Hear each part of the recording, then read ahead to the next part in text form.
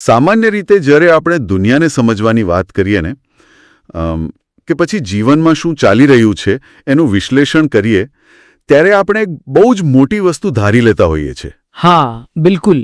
આપણે માની લઈએ છીએ કે આપણી જોવાની જે દૃષ્ટિ છે એ એકદમ સાફ છે. મતલબ આ એક ટેલિસ્કોપમાંથી જોવા જેવું છે. આપણે બ્રહ્માંડના રહસ્ય શોધવામાં કે પેલો તારાઓ અને ગ્રહોનો અભ્યાસ કરવામાં એટલા વ્યસ્ત થઈ જઈએ છીએ કે આપણે ક્યારેય એ વિચારવા ઊભા જ નથી રહેતા કે જે લેન્સમાંથી આપણે જોઈ રહ્યા છીએ તે લેન્સ જ કદાચ શરૂઆતથી વિકૃત હોય તો. બહુ જ સચોટ અવલોકન છે આ. કારણ કે એટલે જો આપણી જોવાની પ્રક્રિયા જ મૂળભૂત રીતે ખામીયુક્ત હોય તો પછી આપણે જે કંઈ પણ તારણો કાઢીએ એ બધા જ ખોટા સાબિત થાય ને. એકદમ સાચી વાત. આપણે મોટાભાગે એવું માની લઈએ છીએ કે જોનાર એટલે કે આપણે પોતે એકદમ તટસ્થ અને વાસ્તવિક છીએ. આપણે બહારની દુનિયા પર શંકા કરીશું, લોકોના ઈરાદાઓ પર પણ શંકા કરીશું. હા, એ તો આપણો સ્વભાવ છે. બરાબર ને? બરાબર. વૈજ્ઞાનિક થિયરીઓ પર પણ શંકા કરીશું, પણ આપણી પોતાની અંદર રહેલા એ જોનાર પર ક્યારેય સવાલ ઉઠાવતા નથી. જાણે કે આપણું અસ્તિત્વ તો એક નિર્વિવાદ સત્ય છે. અને આજનું આપણું સોર્સ મટીરિયલ બરાબર આ જ મૂળભૂત માન્યતા પર એક જબરદસ્ત પ્રહાર કરે છે. હા, ખરેખર. આજના આ ઊંડાણપૂર્વકના વિશ્લેષણમાં આપણે આચાર્ય પ્રશાંતના ફિલોસોફિકલ ફ્રેમવર્ક, જેને આપણે ચર્ચાની સરળતા માટે એપી ફ્રેમવર્ક કહીશું, તેના કેટલાક અત્યંત ક્રાંતિકારી વિચારોમાંથી પસાર થવાના છીએ. તો ચાલો આને વિસ્તારથી સમજીએ. ચોક્કસ. આ કોઈ સામાન્ય પેલી પોઝિટિવ થિંકિંગ કે બી હેપી વાળી સેલ્ફ હેલ્પ ગાઈડ નથી. આ દસ્તાવેજ આપણી વાસ્તવિકતા, આપણો અહંકાર અને જેને આપણે મુક્તિ કહીએ છીએ તે તમામ મૂળભૂત માન્યતાઓને સીધી રીતે પડકારે છે. આખી ચર્ચાનો ઉદ્દેશ એ સમજવાનો છે કે માનવ જીવનમાં મૂળભૂત રીતે શું ખોટું છે. આપણે જેને જીવનની પ્રગતિ માનીએ છીએ, શું તે ખરેખર પ્રગતિ છે કે પછી માત્ર આપણા અહંકારની જ એક નવી વધારે ચાલાક ચાલ છે? આ ફ્રેમવર્કને હું ક્રાંતિકારી એટલા માટે કહું છું કારણ કે મોટા ભાગની જે ફિલોસોફી કે આધ્યાત્મિક પરંપરાઓ હોય છે ને, એ આપણને એ સમજાવવાનો પ્રયત્ન કરે છે કે વાસ્તવિકતા શું છે અથવા ઈશ્વર શું છે. બરાબર. પરંતુ આ ફ્રેમવર્ક આપણને એ નથી કહેતું કે વાસ્તવિક શું છે. તે એ બતાવે છે કે આપણે જે કંઈ પણ વાસ્તવિક માનીએ છીએ તે ખરેખર માત્ર આપણા અહંકારનું જ એક સર્જન છે. ઓહ વાવ. હા, તે આપણને બતાવે છે કે રોગનું આપણું નિદાન જ પહેલેથી ખોટું છે. તો પછી દુનિયાને આપણે કેવી રીતે જોઈએ છીએ તે સમજવા માટે પહેલા તો આપણે એ સમજવું પડે કે આ જોનાર કોણ છે. એકદમ સાચું. અને અહીંથી જ સીધી વાત આવે છે પેલા અહંકાર પર. હવે આપણે રોજબરોજની ભાષામાં અહંકાર કોને કહીએ છીએ? કોઈ વ્યક્તિ ખૂબ જ ઘમંડી હોય, પોતાની પાસે બહુ પૈસા છે એવો રોફ જમાવતો હોય તો આપણે કહીએ કે ભાઈ આનામાં બહુ અહંકાર છે. હા, સામાન્ય રીતે આપણી સમજણ એવી જ છે. પણ આપણા સોર્સ મુજબ અહંકાર એ કોઈ ઘમંડ કે માત્ર આત્મમહત્વ નથી. તે એક માળખાકીય ત્રુટિ છે. મતલબ એક સ્ટ્રક્ચરલ એરર છે. આને થોડું સરળ રીતે કેવી રીતે સમજી શકાય? હું સમજાવું. આ ફ્રેમવર્કમાં અહંકારની વ્યાખ્યા ખૂબ જ વૈજ્ઞાનિક રીતે આપવામાં આવી છે. અહંકાર એટલે હું એક્સ છું ની અનુભૂતિ. હું એક્સ છું. હા, જ્યાં આ એક્સ કોઈ પણ વસ્તુ હોઈ શકે. તે કોઈ પદાર્થ નથી, તેનું કોઈ ભૌતિક અસ્તિત્વ નથી, પણ તે એક એવી ત્રુટિ છે જેના ભૌતિક પરિણામો આવે છે. અચ્છા.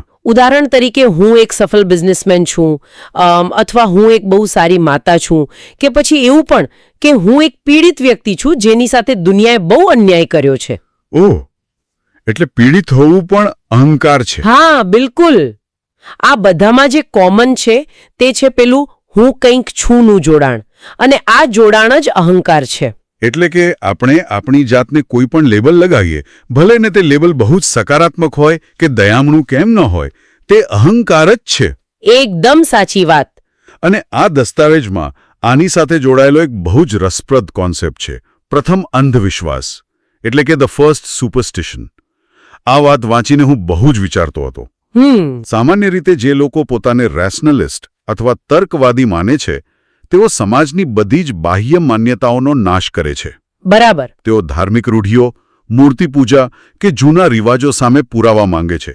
પણ સોર્સ કહે છે કે આ તર્કવાદીઓ પોતે જ દુનિયાના સૌથી મોટા અંધવિશ્વાસનો શિકાર છે. એનું કારણ બહુ સ્પષ્ટ છે. કારણ કે તેઓ દરેક બાહ્ય વસ્તુની તપાસ કરે છે, પણ જે હું આ બધી તપાસ કરી રહ્યો છે અને જે હું પુરાવા માંગી રહ્યો છે તેની તપાસ તેઓ ક્યારે કરતા નથી. તેઓ માની લે છે કે તપાસ કરનાર હું તો સાચો જ છે, પણ જો એ હું પોતે જ અહંકારની નીપજ હોય તો તેની બધી જ તાર્કિક દલીલો પણ અંતે તો ભ્રામક જ સાબિત થવાની ને. આ વાત સમજવા માટે આપણે મન અને અહંકાર વચ્ચેનો ભેદ સમજવો પડે. અને અહીં મારા મગજમાં પેલું એક ઉદાહરણ આવે છે. કયું? વિચારો કે આપણું મન એક શાનદાર સ્પોર્ટ્સ કાર છે. કારના એન્જિનમાં, તેના સ્ટીયરિંગમાં કે તેની બ્રેક્સમાં કોઈ જ ખામી નથી. તે એકદમ પરફેક્ટ મશીન છે. અચ્છા. પણ અહંકાર એ ડ્રાઈવર છે જેણે દારૂ પીધેલો છે અને તે આ સ્પોર્ટ્સ કારને રસ્તા પર આડેધડ ચલાવી રહ્યો છે. હવે કાર જ્યારે કોઈ ઝાડ સાથે અથડાય ત્યારે આપણે સામાન્ય રીતે શું કરીએ છીએ? આપણે કારને જ દોષ આપીએ. બરાબર. આપણે કારના એન્જિનને દોષ આપીએ છીએ. આપણે કહીએ છીએ કે મારું મન બહુ ભટકે છે, મારા મનને શાંતિ નથી, મારે મારા મનને કંટ્રોલ કરવું પડશે. પણ ખરેખર દોષ તો પેલા પીધેલા ડ્રાઈવરનો છે ને. તમે બહુ સાચી નસ પકડી છે. આ ફ્રેમવર્ક બરાબર આ જ વાત પર ભાર મૂકે છે કે મન, જેમાં આપણી સ્મૃતિ અને બુદ્ધિનો સમાવેશ થાય છે, તે પોતાની રીતે એકદમ નિર્દોષ મશીન છે. તે પોતે કોઈ ઈચ્છા નથી કરતું, તે ડરતું નથી. આ બધું પેલો ડ્રાઈવર એટલે કે અહંકાર કરે છે. અહંકાર આ મનના મશીન પર નિયંત્રણ મેળવી લે છે અને પછી મન અહંકારના વકીલ તરીકે કામ કરવા લાગે છે. એટલે જ આપણે હંમેશા આપણા દુઃખનું ખોટું નિદાન કરીએ છીએ. આપણે મનનો ઈલાજ કરવા જઈએ છીએ. હા, બિલકુલ. આપણે ધ્યાન કરીએ, વિચારોને રોકવાનો પ્રયાસ કરીએ, પણ સમસ્યા તો ડ્રાઈવરની સીટ પર બેઠેલો અહંકાર છે. અને જ્યાં સુધી ડ્રાઈવર પીધેલો છે ત્યાં સુધી તમે કારના ટાયર બદલો કે એન્જિન બદલો, અકસ્માત તો થવાનો જ છે. સાચો ઉપચાર ત્યારે જ શક્ય છે જ્યારે આપણે સ્વીકારીએ કે મન દુઃખી નથી, અહંકાર દુઃખી છે. પણ એક મિનિટ, અહીં મને બહુ મોટો સવાલ થાય છે. હા, પૂછો. જો અહંકાર આટલો બધો વ્યાપક છે અને આપણે જે કંઈ પણ કરીએ છીએ તે અહંકાર જ કરાવે છે, તો પછી આપણે જીવનમાં જે પણ સારા કે ખરાબ પ્રયત્નો કરીએ છીએ તેનું મૂલ્ય શું? મારો કહેવાનો મતલબ એ છે કે કોઈ વ્યક્તિ પૈસા કમાવા માટે દિવસ રાત મહેનત કરે છે અને બીજી કોઈ વ્યક્તિ હિમાલયમાં જઈને આધ્યાત્મિક શાંતિ માટે ધ્યાન કરે છે. તો શું આ બંને સરખા છે? આ સમજવા માટે, એટલે આ સોર્સ મટીરિયલ માનવ પ્રગતિને સમજાવવા માટે બે અક્ષ એટલે કે બે એક્સિસની વાત કરે છે. આડો અક્ષ અને ઊભો એટલે કે ઉર્ધ્વાધર અક્ષ. આ એક્સિસનો કન્સેપ્ટ શું છે? આ ફ્રેમવર્કનું સૌથી વ્યવહારુ અને આંખ ખોલનારું પાસું આ જ છે. હું સમજાવું. આડો અક્ષ એટલે કે હોરિઝોન્ટલ એક્સિસ. બરાબર. આ પરિવર્તનનો અને સમયનો અક્ષ છે.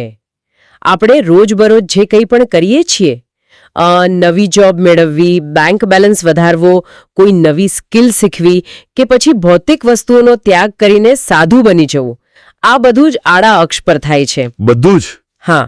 અહીં તમારી ઊર્જા ખર્ચાય છે, તમારી આસપાસની વસ્તુઓ બદલાય છે, પણ વાસ્તવમાં કોઈ ઊંચાઈ કે ઊંડાણ પ્રાપ્ત થતું નથી.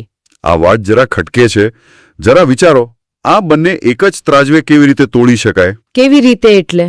એટલે એક માણસ માત્ર પોતાના સ્વાર્થ માટે મોટી ગાડીઓ અને બંગલા માટે ભાગે છે અને બીજો માણસ દુનિયાદારી છોડીને સાદું જીવન જીવીને માત્ર શાંતિ પાછળ ભાગે છે.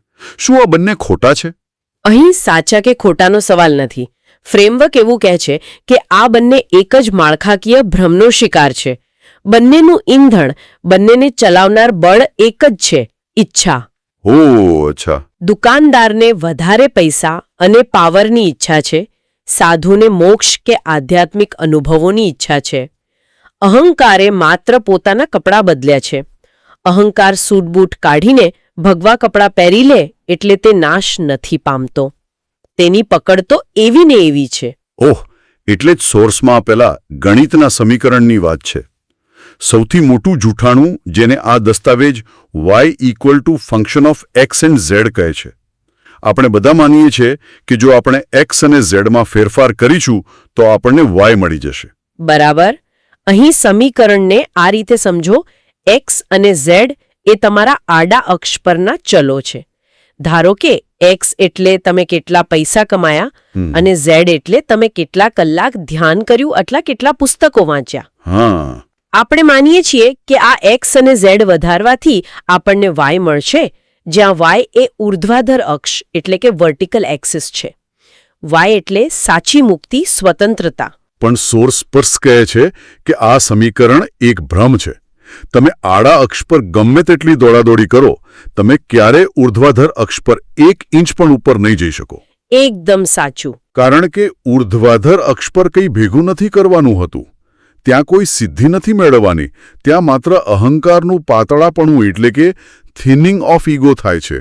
આ જ કારણસર આ ફ્રેમવર્ક અસ્તિત્વવાદીઓ કે જેને આપણે એક્ઝિસ્ટેન્શિયલિસ્ટ્સ કહીએ છીએ અથવા આર્થર શોપનહોરના વિચારોથી બિલકુલ અલગ પડે છે. કેવી રીતે? તે ફિલોસોફીઓમાં અંતે તો વ્યક્તિ પોતાના સ્વને જ્ઞાન દ્વારા કે સંઘર્ષ દ્વારા વધુ મજબૂત કરે છે, જ્યારે આ ફ્રેમવર્ક કહે છે કે તમારે મજબૂત નથી થવાનું, અંશો તમારે ઓગળવાનું છે, તમારી ઓળખ જ જતી રહેવી જોઈએ. તો હવે મૂળ પ્રશ્ન એ આવે છે કે જો આપણા પ્રયાસો કામ નથી કરતા, આપણી સાધનાઓ અને મહેનત બધું જ આડા અક્ષ પર છે, તો પછી સાચું પરિવર્તન આવે છે કેવી રીતે? કારણ કે જો આપણે માની લઈએ કે કંઈ જ કરવાથી કંઈ નહીં થાય, તો આપણે હતા ત્યાંને ત્યાં જ રહીશું ને. સોર્સ મટીરિયલમાં પરિવર્તનનું એક બહુ જ સરસ સૂત્ર આપવામાં આવ્યું છે. પરિવર્તન બરાબર જોવું વત્તા ઈરાદો, એટલે કે change is equals to seeing plus intent. આ સૂત્ર ફ્રેમવર્કનો હાર્દ છે. જોવું એટલે કે વાસ્તવિકતાને કોઈ પણ જાતના ફિલ્ટર વગર, અહમ, બચાવ પ્રયુક્તિઓ વગર જોવી, અહંકાર પોતાના બચાવમાં જે વાર્તાઓ બનાવે છે તેના વગર પોતાની જાતની કદરૂપતાને જોવી. પણ ખાલી જોવાથી કેમ નહીં? મતલબ જે કૃષ્ણમૂર્તિ જેવા મહાન વિચારકો તો એવું જ કહેતા હતા ને કે માત્ર પૂરેપૂરી સ્પષ્ટતાથી જોવામાં આવે તો સહેજ પરિવર્તન આવી જાય છે. હા, પણ આપણું સોર્સ મટીરિયલ કૃષ્ણમૂર્તિના આ વિચાર સાથે નમ્રતાપૂર્વક અસંમત થાય છે. ખરેખર? હા, ફ્રેમવર્ક કહે છે કે અહંકાર બહુ ચાલાક છે. તે પોતાની જાતને સ્પષ્ટપણે જોઈ પણ લેશે, પોતાને ભૂલો સ્વીકારી પણ લેશે અને છતાં પણ પોતાની એ જ જૂની કથામાં એક નવા આધ્યાત્મિક રૂપ સાથે તેને સમાવી લેશે. અચ્છા. અહંકાર કહેશે કે જુઓ, હું કેટલો મહાન છું, કે મેં મારી ભૂલો જોઈ લીધી. આ રીતે જોવાની પ્રક્રિયા પણ અહંકારનો ખોરાક બની જાય છે.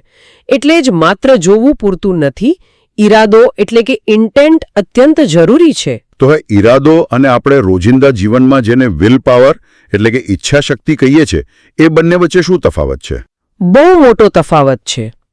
આપણે સામાન્ય રીતે એવું જ માનીએ છીએ કે મજબૂત વિલ પાવર હોય તો કંઈ પણ બદલી શકાય. ડાયટ કરવું હોય કે ગુસ્સો કંટ્રોલ કરવો હોય, આપણે વિલ પાવર વાપરીએ છીએ. ઈચ્છા શક્તિ અને ઈરાદા વચ્ચે આસમાન જમીનનો તફાવત છે. હું સમજાવું. ઈચ્છા શક્તિ કોઈ બાહ્ય સમસ્યા કે લક્ષણો સામે લડે છે, જેમ કે મારે ગુસ્સો નથી કરવો અથવા મારે હવેથી જંક ફૂડ નથી ખાવું.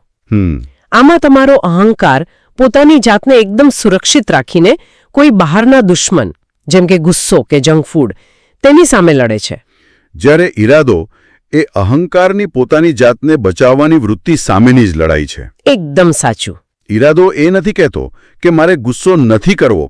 ઈરાદો એ ગુસ્સો કરનાર હુંના અસ્તિત્વ પર જ કુહાડી મારે છે. બિલકુલ. અહંકારને ખતમ કરવા માટેનો આ એક સક્રિય અને સતત નિર્ણય છે. અને આ ઈરાદો ક્યાંથી આવે? સોર્સ કહે છે કે આ ઈરાદો અંદરથી જ આવવો જોઈએ. કોઈ બાહ્ય પરિસ્થિતિ તેને જગાડી શકે નહીં. અને પેલો બુટસ્ટ્રેપિંગ જેવો કન્સેપ્ટ કયો છે? હા, બુટસ્ટ્રેપિંગ. એટલે કે જાણે કોઈ માણસ કાદવમાં ખોપેલો હોય અને પોતાના જ વાળ પકડીને પોતાની જ તાકાતથી પોતાની જાતને બહાર કાઢવાનો પ્રયાસ કરે. આ બહુ જ મુશ્કેલ છે, પણ એ જ એકમાત્ર રસ્તો છે. અને આપણે મોટાભાગે શું કરીએ છીએ? આપણે કોઈ જાદુઈ ક્ષણની, કોઈ ચમત્કારિક ઘટનાની કે કોઈ ગુરુની રાહ જોતા હોઈએ છીએ કે જે આવશે અને આપણા મસ્તક પર હાથ મૂકીને આપણું જીવન બદલી નાખશે. સાચી વાત છે. પણ વાસ્તવમાં આપણે આપણી પોતાની જ રાહ જોઈ રહ્યા છીએ. પણ અહીં એક પેરાડોક્સ છે, એક વિરોધાભાસ છે. કેવો? જો મારો અહંકાર જ બધું નક્કી કરતો હોય તો મને ખબર કેવી રીતે પડે કે હું સાચા રસ્તે છું? કારણ કે અહંકાર પોતે જ પોતાનો સૌથી અવિશ્વસનીય ન્યાયાધીશ છે. તે એક ફૂટબોલ મેચ જેવું છે જ્યાં અહંકાર પોતે જ ખેલાડી છે, પોતે જ રેફરી છે અને પોતે જ પોતાની જાતને ટ્રોફી આપે છે. વાવ, શું ઉદાહરણ છે! હા, જ્યારે તે પૂછે છે કે શું હું આધ્યાત્મિક પ્રગતિ કરી રહ્યો છું, તો તે હંમેશા હા, હું તો બહુ જ આગળ નીકળી ગયો છું એવો જ જવાબ આપશે. એટલે જ એક બાહ્ય સંદર્ભ બિંદુની જરૂર પડે છે. એટલે કે એક એવો અરીસો જે અહંકાર પોતાની જાતને છેતરી ન શકે. બરાબર. અને આ અરીસાનું કામ કોઈ સાચો શિક્ષક અથવા તો કોઈ ઊંડું સાહિત્ય કરી શકે. ચોક્કસ. હવે જો ઈચ્છા જ બધું કરાવે છે અને અહંકાર જ બધા પ્રયત્નો પાછળ છે, તો પછી આપણે કર્મ કેમ કરવું? હા, આ બહુ મોટો પ્રશ્ન છે. જો હું ઈચ્છા છોડી દઉં તો હું કામ શા માટે કરું? અને અહીં વાત આવે છે નિષ્કામ કર્મની. ભગવદ્ ગીતાનો આ બહુ જાણીતો શબ્દ છે. પણ આ ફ્રેમવર્કમાં તેની વ્યાખ્યા બહુ જ આધુનિક અને સર્જિકલ રીતે આપવામાં આવી છે. સોર્સ કહે છે કે નિષ્કામ કર્મ એટલે કોઈ પાછળનું જોડાણ નહીં. એટલે કે કોઈ અસલામતી કે ઈચ્છા ધક્કો ના મારતી હોય. બરાબર. અને કોઈ આગળનું જોડાણ નહીં, એટલે કે ભવિષ્યમાં કોઈ ચોક્કસ ફળ મેળવવાની લાલચ ન હોય. સામાન્ય કર્મમાં એક કેમપણું એટલે કે વાઇનેસ હોય છે. હું આ કામ કેમ કરું છું? કારણ કે મને પ્રમોશન જોઈએ છે. હા. જ્યારે અહંકાર પાતળી ક્રિયા એટલે કે નિષ્કામ કર્મમાં માત્ર અહંકાર ભાવ એટલે કે આઈ એમ નેસ હોય છે. જ્યારે કોઈ સાચા કલાકારને પૂછવામાં આવે કે તે શા માટે કળાનું સર્જન કરે છે, તો તેની પાસે કોઈ કેમનો જવાબ નથી હોતો. હા, એ ખાલી એટલું જ કહેશે કે કારણ કે હું છું, મારા અસ્તિત્વનો આ જ પ્રવાહ છે. એકદમ સાચી વાત. આ ક્રિયા પોતાની જાત પર જ સમાપ્ત થઈ જાય છે. વિચારો કે આપણો અહંકાર એક એન્જિન છે. જેમ કારના એન્જિનને ચાલવા માટે પેટ્રોલ જોઈએ, તેમ અહંકારને ઈચ્છાઓનું ઈંધણ જોઈએ. જો આપણે આ ઈચ્છાનું ઈંધણ કાઢી લઈએ તો એન્જિન અટકી જાય. બરાબર. પણ ફરી મારો એક સવાલ છે, જો જીવનમાં કોઈ લક્ષ્ય જ ન હોય, કંઈ પામવાની ઈચ્છા જ ન હોય, તો શું આપણે સાવ પથ્થર જેવા જડ થઈ જઈશું? શું આ આખી વાત બહુ જ નિરાશાજનક અને ડિપ્રેસિંગ નથી લાગતી? શરૂઆતમાં એવું લાગી શકે, પણ વાસ્તવમાં એવું નથી. જ્યારે આપણે ઈચ્છા વગર ખાલી થઈ જઈએ છીએ ત્યારે જે નિરાશા કે લખવો અનુભવાય છે તે સાચી અવસ્થા નથી. તો શું છે? તે માત્ર અહંકારનું એન્જિન બળતણ વગર અટકી ગયું છે તેનું પરિણામ છે. જેમ કોઈ વ્યસની માણસનો દારૂ છોડાવી દઈએ તો થોડા દિવસ તેને બહુ પીડા થાય, તેને વિડ્રોલ સિમ્ટમ્સ આવે. અચ્છા. આ લકવો એ અહંકારનો વિડ્રોલ છે. સાચી અવસ્થા છે આનંદ એટલે કે જોય. અને આ આનંદ એ આપણે જેને સામાન્ય ભાષામાં સુખ કહીએ છીએ તેનાથી બિલકુલ અલગ છે, ખરું ને? હા, બિલકુલ અલગ. આનંદ એ કોઈ સુખની હાજરી કે પીડાની ગેરહાજરી નથી. તે અહંકારના પાતળા થવાથી આવતી એક પ્રચંડ જીવંતતા છે. જ્યારે અહંકારનો બોજ ઓછો થાય છે ત્યારે શરીર ભલે વાસ્તવિક પીડામાં હોય, સંબંધોમાં ભલે તકલીફ હોય, પણ અંદર એક એવી જીવંતતા હોય છે જેને દુઃખ ન કહી શકાય. પીડા અને આનંદ બંને એકસાથે અસ્તિત્વ ધરાવી શકે છે. આ ખરેખર બહુ ઊંડી વાત છે. અને આ પાતળા થયેલા અહંકાર સાથે આપણે દુનિયાને, સૌંદર્યને કે નીતિમત્તાને કેવી રીતે અનુભવીએ છીએ તે સમજવા માટે આપણે પેલા વાયા નેગેટિવાના કન્સેપ્ટ પર આવવું પડે. હા, વાયા નેગેટિવા. સત્યમ શિવમ સુંદરમ આ શબ્દો આપણે નાનપણથી સાંભળતા આવ્યા છીએ. પણ સોર્સ કહે છે કે આ કોઈ હકારાત્મક ગુણો નથી. ના, બિલકુલ નથી. વાયા નેગેટિવા એટલે નકારાત્મક રીતે વ્યાખ્યાયિત કરવાની પદ્ધતિ. સત્ય એટલે કોઈ સાચી વાતોનો ઢગલો ભેગો કરવો એવું નથી. બરાબર. સત્ય એટલે અસત્ય નહીં હોવું. સૌંદર્ય એટલે કોઈ રૂપાળી વસ્તુ હોવી એવું નહીં, પણ અસુંદર નહીં હોવું. અહંકાર જે કંઈ પણ સ્પર્શ કરે છે તે તેને વિકૃત અને અસુંદર બનાવી દે છે. આનું બહુ સરસ ઉદાહરણ એ હોઈ શકે કે ધારો કે તમે કોઈ સુંદર પહાડ પર સૂર્યાસ્ત જોઈ રહ્યા છો. તે ક્ષણ એકદમ સુંદર છે. હા. પણ અચાનક તમારો અહંકાર જાગે છે અને તમને વિચાર આવે છે કે લા હું આનો ફોટો પાડીને ઇન્સ્ટાગ્રામ પર મૂકું, જેથી લોકોને ખબર પડે કે હું કેટલી સરસ જગ્યાએ છું. બસ એ જ ક્ષણે પેલું સૌંદર્ય મરી ગયું. એકદમ સાચું. જ્યારે કોઈ દૃશ્ય, સંગીત કે સંબંધમાં તમારો અહંકાર સંપૂર્ણપણે ગેરહાજર હોય ત્યારે જે પાછળ બચે છે તે જ સાચું સૌંદર્ય છે. હા. એટલે જ કળા અને સર્જનાત્મકતા વિશે કહેવાયું છે કે મહાન કળા ત્યારે જ બને છે જ્યારે સર્જનની ક્ષણમાં કલાકાર એટલે કે તેનો અહંકાર ગેરહાજર હોય છે. અને આ જ નિયમ સંબંધો અને નીતિશાસ્ત્રમાં પણ લાગુ પડે છે ને. પેલા દયા વિરુદ્ધ કરુણાનો તફાવત. હા. દયા એટલે પીટી, એ અહંકારમાંથી આવે છે. દયા કહે છે, અરે રે બિચારો, લે હું તને થોડા પૈસા આપી દઉં. તે માત્ર દુઃખના લક્ષણો ઘટાડે છે. અને દયા કરનારના અહંકારને પોષે છે કે હું કેટલો મહાન દાતા છું. જ્યારે કરુણા એ જાણે છે કે સામેવાળાનું વાસ્તવિક દુઃખ તેના પોતાના અહંકારમાંથી જ આવી રહ્યું છે. કરુણા લક્ષણોની નહીં પણ મૂળની સારવાર કરે છે. તે કદાચ કઠોર પણ હોઈ શકે કારણ કે તેનો હેતુ અહંકારને તોડવાનો છે, અને આની સાથે જોડાયેલો બીજો એક બહુ જ રસપ્રદ ખ્યાલ છે વ્યૂહાત્મક સ્થિરતા. ઓ હા, સ્ટ્રેટેજિક ફ્રીઝ. આ કન્સેપ્ટ તો બહુ જ ચોંકાવનારો છે. સોર્સ કહે છે કે અહંકાર પોતાના દુઃખને, પોતાની પીડાને એક ખાતાવહી એટલે કે લેજર તરીકે પકડી રાખે છે. હા, જાણે કે અહંકાર એક હિસાબ રાખે છે કે મારા બાળપણમાં મારી સાથે આવું ખરાબ થયું હતું, મારા પાર્ટનરે મારી સાથે આવું કર્યું હતું, એટલે મારું આટલું નુકસાન થયું છે. હવે દુનિયાએ મને આનું વળતર આપવું પડશે. અને જ્યાં સુધી આ વળતર ન મળે ત્યાં સુધી અહંકારે પીડાને છોડવા જ તૈયાર નથી હોતો.